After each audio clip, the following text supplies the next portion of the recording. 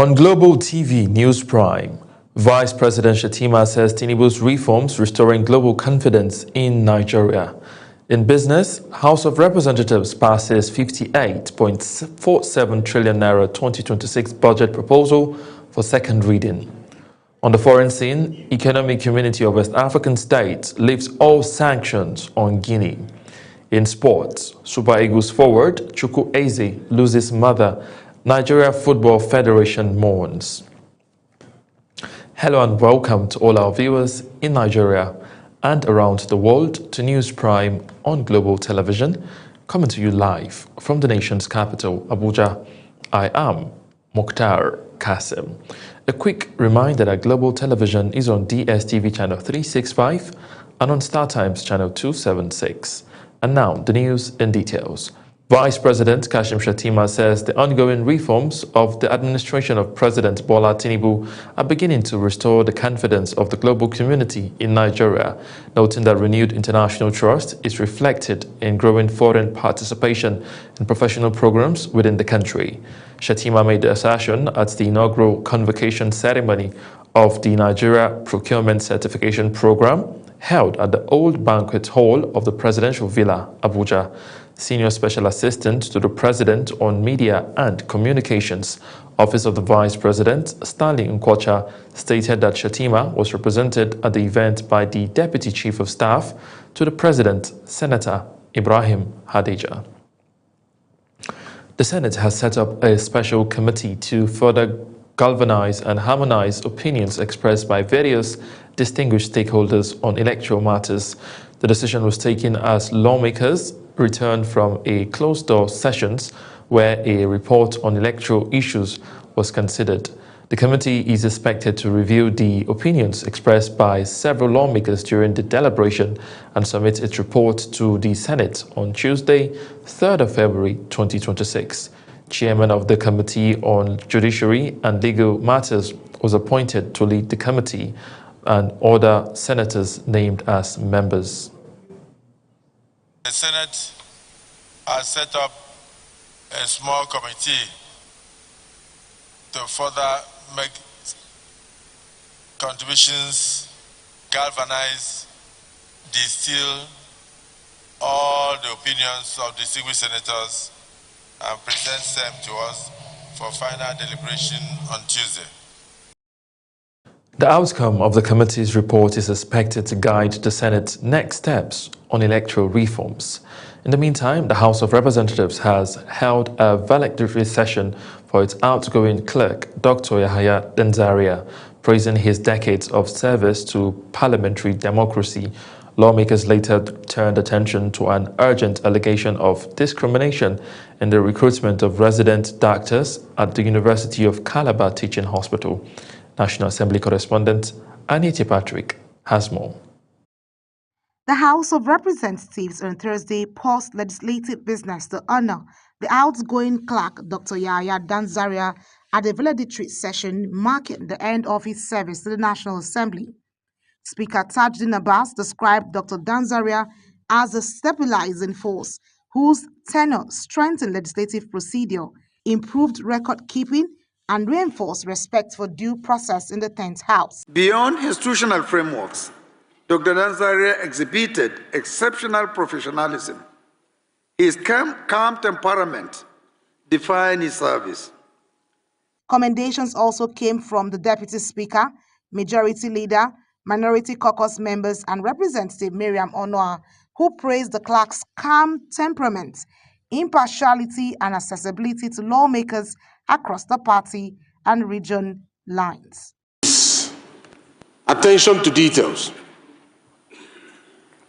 His humility was infectious. All assignment given to him was with diligence. Is one of the best committed and dedicated staffs of the National Assembly. I pray that this nation would not just allow this your brain and contribution to go unrewarded before you get your national honors. Proceedings were later suspended as lawmakers went into a 40-minute executive session. But when plenary resumed, Attention shifted to a matter of urgent public importance on the motion alleged discriminatory practices in the recruitment of resident doctors at the University of Calabar Teaching Hospital, which claims that qualified applicants were rejected on ethnic and state of origin grounds. Lawmakers expressed concern that such actions, if proven, undermine the federal character principle and worsen manpower shortages in Nigeria's health sector. Suspension of Professor Ikpeme Asanye Ikpeme by the Federal Ministry of Health to ensure he does not interfere with the investigation to be conducted by the Committee on Health Institutions. The House resolved to mandate the Committee on Health Institutions to investigate the allegations and report back within 4 weeks, reaffirming its commitment to equity, fairness, and national unity. From the National Assembly, Annie T. Patrick, reporting for Global TV News. Away from the National Assembly, the Chairman, Governing Board of Federal Airport Authority of Nigeria, FAN, and former Kano State Governor, Dr. Abdullahi Umar Ganduje, has reaffirmed his commitment to efficiency, sustainability, and improved passenger service with the deployment of electric shuttle buses and cabs at the Nnamdi Azikiwe International Airport, Abuja. The chairman made this known at the flag-off ceremony of a new transport system at the Nnamdi Azikiwe International Airport. Saadatu Garba has details. Addressing stakeholders at the event, the chairman, Governing Board, Federal Airports Authority of Nigeria, and former Kano State Governor, Dr. Abdullahi Umar Ganduje, said the transport system is part of ongoing reforms to modernize airport operations, enhance safety, and provide a more seamless travel experience for passengers. Ganduje described the initiative as a direct contribution to global sustainability targets, including the International Civil Aviation Organization's goal of achieving net zero carbon emission by 2050. As part of this deployment, FAN is introducing 10 electric shuttle buses and 20 electric saloon vehicles into airport operations. These vehicles will support airside and landside logistics, staff movement, and passenger services, strengthening coordination and efficiency across the airport. The Managing Director of the Federal Airports Authority of Nigeria, Olubumi Kuku, said the deployment of electric shuttle buses and cabs at the Nnamdi Azikiwe International Airport, Abuja, marks a significant milestone in the authority's drive towards energy transition, sustainability, and improved passenger service. The launch of our electric shuttle buses and cabs today is a powerful demonstration of that commitment, not just to service excellence, but a more sustainable and climate resilient future. The Chief Executive Officer of Neo Electric, Mosope Olose Bikon, described the deployment of Nigeria's first fully electric airport shuttle service as a bold statement of leadership by FAN, placing the country alongside leading aviation economies, adopting low-carbon, climate-aligned transport solutions. FAN is doing what only leading aviation economies are doing, modernizing airport assets through sustainable low-carbon mass transit. This places Nigeria firmly in global conversation on ESG, net zero and climate-aligned infrastructure. With the rollout of electric shuttle buses and cabs at the Nnamdi Azikiwe International Airport, FAN is positioning Nigeria's aviation sector on a cleaner, smarter, and more passenger-friendly path, reinforcing its commitment to global sustainability standards while setting a new benchmark for airport transport service in the country. Saadatu Garba, reporting for Global TV News. Now, in line with the federal government's agenda to strengthen healthcare infrastructure and ensure a smooth transition in the health sector, the Federal Capital Territory Administration has distributed 12 new ambulances to health sector of the nation's capital, Abuja. Kabir Hassan completes the report. The distribution ceremony, which took place at the FCTA headquarters, was chaired by the Minister of the Federal Capital Territory, Nyesom Wike. Speaking at the ceremony, the minister said the distribution of the ambulances is part of the federal government's commitment to strengthen healthcare infrastructure and improve emergency medical response in the nation's capital. He assured that all critical sectors under the FCT will receive due attention, noting that the administration has also approved the rehabilitation of 14 health facilities across the territory to further enhance service delivery. I did say before that every sector will be looked into. So many people were saying, why are we concentrating on road infrastructure? So many people were saying, why are we focusing on education? But people forget that these ambulances may break down when there are no good roads.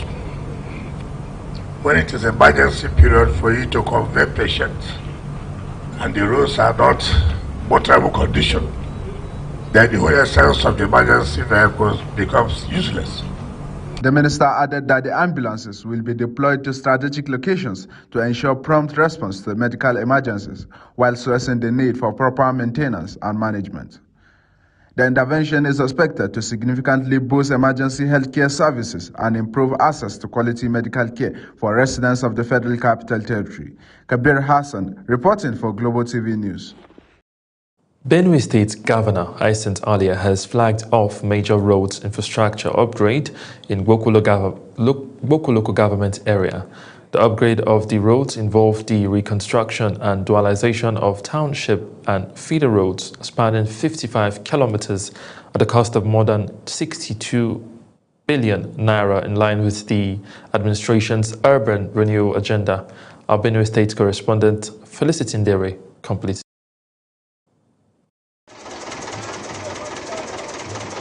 The flag-off ceremony took place at Lubuna Junction, where Governor Alia expressed optimism about the massive road infrastructure project, acknowledging the support of President Bola Ahmed Tinubu. What we do here today is just the start of the works we have on our menu for our local governments. Governor Alia said the Gboko Road network will become the second largest in Benue State, adding that other major roads, including the 57-kilometer Awaji-Oju Road in the Benue South Senatorial District, are under construction. We have brought in a lot of reforms. It is not about me. It is about the poor masses who want these reforms to be made. They needed a good direction, and thank God you have a good direction. And thank God we are ever willing to do that which you desire. Director of Civil Engineering at the Ministry of Works, Engineer Tifa Wambo, says the project will dualize key roads in Gboko Township to improve connectivity and trade. These roads are going to have 200 mm stone base.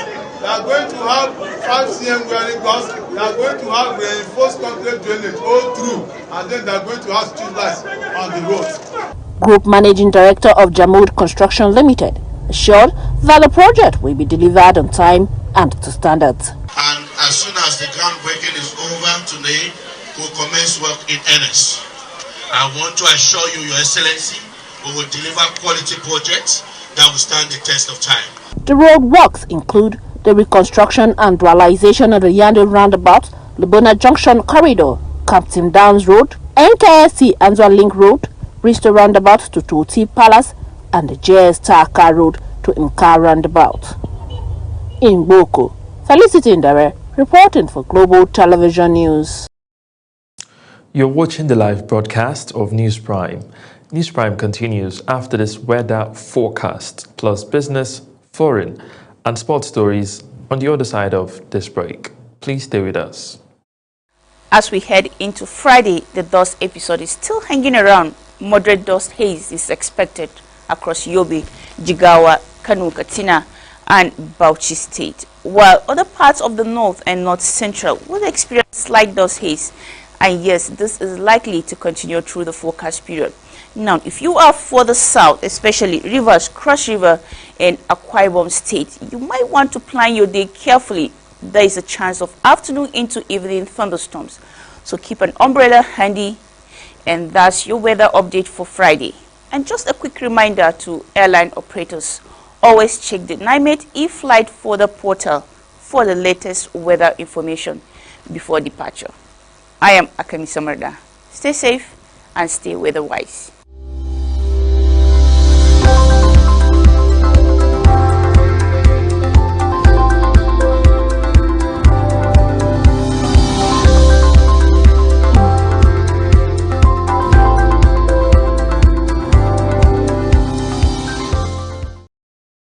Business. Nigeria's House of Representatives has passed the 58.4 trillion naira 2026 budget estimate for second reading as laid at the National Assembly by President Bola Tinubu, while turning attention to the growing threat of food insecurity in the Northeast. Lawmakers also resolved to probe agricultural interventions as farmers struggle with rising input costs. Here is National Assembly correspondent Anita Patrick's report. Leading debates on the budget, the House Majority Leader Julius Ihonvere described economic reforms as difficult but necessary, stressing that growth remains the foundation of sustainable development. The House approved the general principles of the 2026 budget, acknowledged inherited structural challenges while noting improvements in revenue performance, foreign reserves, exchange rate stability, and reduce inflation. The economy before the 2026 budget grew by 3.98%, a decent figure compared to many other countries in developing countries. That inflation is down to 14.45%, down from about 25%. That non-oil revenues increased, exports grew, and direct foreign investments expanded. During the same session, lawmakers raised concerns over worsening poverty and hunger across the country, with the Northeast worst hit. Lawmaker representing Yobe State, Khadijat Buka, warned that despite improved security, many farmers remain unable to return to their farms due to lack of inputs, credit, and infrastructure. Resolves to strengthen and harmonize ongoing national poverty reduction, food security, and post-conflict agricultural recovery initiatives with deliberate focus on agrarian communities affected by insecurity. Another motion called for an investigation into agricultural intervention funds meant to boost food production nationwide. Resolutions adopted urge the federal government to strengthen agricultural recovery programs in conflict-affected areas, mandate the Ministry of Agriculture and the Northeast Development Commission to scale up support and tax house committees with tighter oversight. Mr. Speaker, resolved to investigate the circumstances leading to the non-releases of this sum, 55,295,810,075 kobo, to the Federal Ministry of Agriculture and Food Security. With the budget passed for second reading, the House adjourned plenary for 2 weeks to allow detailed scrutiny by the Appropriation Committee. From the National Assembly, Anita Patrick reporting for Global TV News. Governor of the Central Bank of Nigeria, CBN, Olayemi Cardoso, says Nigeria's financial sector reforms depend largely on sustained access to long-term capital from development finance institutions. Cardoso stated this in Abuja while hosting a delegation from British International Investment, led by its chair, Diana Layfield, alongside the British High Commissioner to Nigeria, Richard Montgomery. A statement issued by the Apex Bank says the meeting formed part of efforts to deepen financial sector reforms and attract patient, long-term investment into the country's economy. Still talking business, the Ibom Liquefied Natural Gas Logistics Base Limited has signed a non-disclosure agreement, NDA, with Akwa Ibom State Government to boost energy footprint in the country. Chairman and Chief Executive Officer of the company, Jimmy Ntwen, said the agreement signed in Uyo underscores a renewed push to unlock gas infrastructure development, deepen private sector participation, and fast-track industrial growth anchored on state abundant gas resources. The representative of the state government, managing director of the Akwa Ibom Investment Corporation, Imo Abasi Jacob, described the NDA as a strategic move to strengthen investor confidence and accelerate economic diversification. And now to the foreign scene. The West African Regional Bloc, ECOWAS, has removed all outstanding sanctions imposed against Guinea following the 2021 coup after last month's election of former junta leader Mamadi Doumbouya. The Commission stated this in a statement, noting that this follows the successful holding of a constitutional referendum in September and the presidential election in December. The bloc decided to lift with immediate effect all residual sanctions against Guinea and individuals involved in the coup. ECOWAS imposed a raft of sanctions on the mineral-rich but poor country after Doumbouya's ousted President Alpha Condé. Syria's Ministry of Interior has ordered the immediate implementation of a new decree granting citizenship to Kurdish minorities as government forces continue to consolidate control of the country after a rapid offensive against the Kurdish-led Syrian Democratic Forces (SDF) in the north of the country. Interior Minister Anas Khattab issued the decision mandating the decree applies to all Kurds residing in Syria and explicitly includes those listed as stateless. The Anadolu news agency reported, citing the Syrian television station. The report further said the ministry has set a February 5 deadline for finalizing the measures and their rollout. And now talking sport. The National Sports Commission, NSC, and the Cycling Federation of Nigeria have reached an agreement with the British Cycling Association to enable Nigeria cyclists train in Manchester ahead of the 2026 Commonwealth Games in Scotland. During a meeting, a British Cycling Association delegation led by the Commercial Strategy Manager Isa Okzik discussed a three-pronged collaboration with the Cycling Federation of Nigeria led by its president Giandomenico Massari and the NSC. The partnership focuses on supporting the development of cycling in Nigeria, promoting a culture of fair competition in both the Olympic and Paralympics, and using cycling as a tool for social impact. Nigeria football is mourning following the death of Sarah Chukwueze, mother of Super Eagles forward Samuel Chukwueze. She passed away in the early hours of Thursday, 29th January 2026, after a brief illness.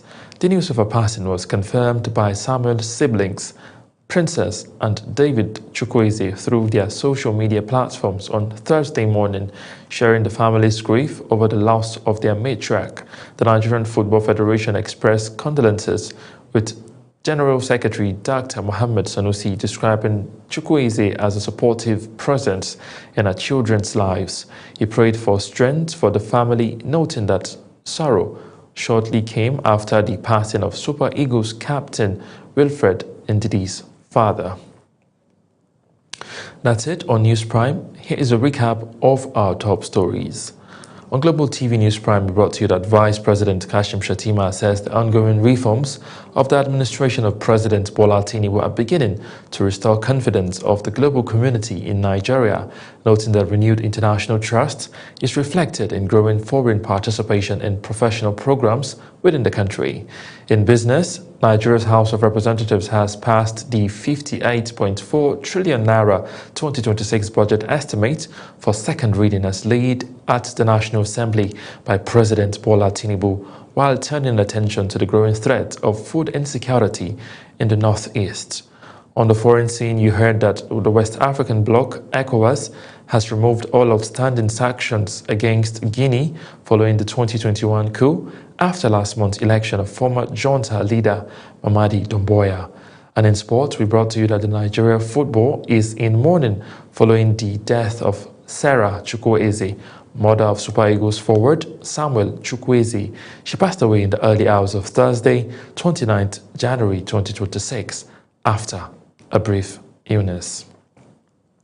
That's it on News Prime. A quick reminder that Global TV is on DSTV channel 365 and on StarTimes channel 276. Kindly follow us across all our social media platforms now showing on your screen using at Global TV NG. I am Mukhtar Kasim, saying a very big thank you for watching.